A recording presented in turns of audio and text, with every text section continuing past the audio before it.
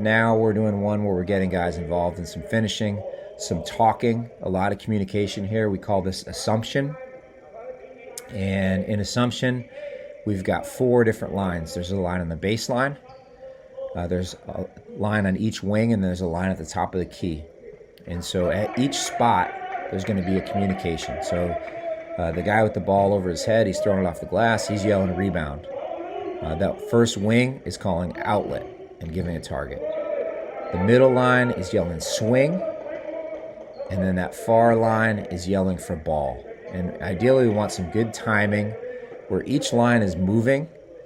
They're moving a little bit and timing it up so they're coming to meet the ball as it's getting there. So we don't want guys cutting, like for instance that far side, we don't want them cutting before the middle line's caught the ball.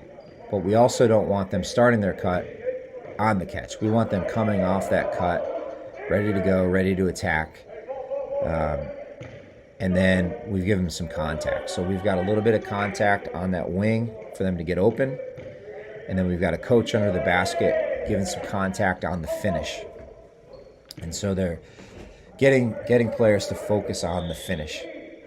And there's a lot of kind of intensity to this one. Our coach is also giving a little bit of contact on the rebound, making sure that players are creating some contact there. And it's just a really good one. And we'll start this out sometimes just there. This is a really good energy drill. But you can see we're teaching how to rip through the defense. And we're doing a low rip through today. You can do a high rip through, really shoulder to shoulder. We're doing a low rip through.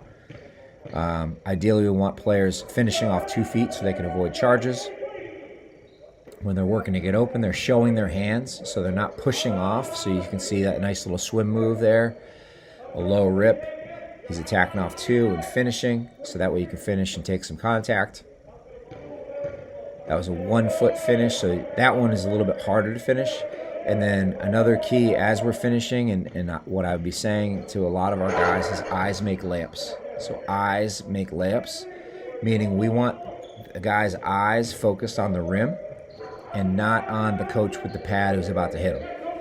And that's a really important one to think about for players is focusing on the finish. So like we talk about Kyrie Irving all the time. He's probably one of the best finishers, if not the best finisher in the NBA right now. And Kyrie always has his eyes on the rim.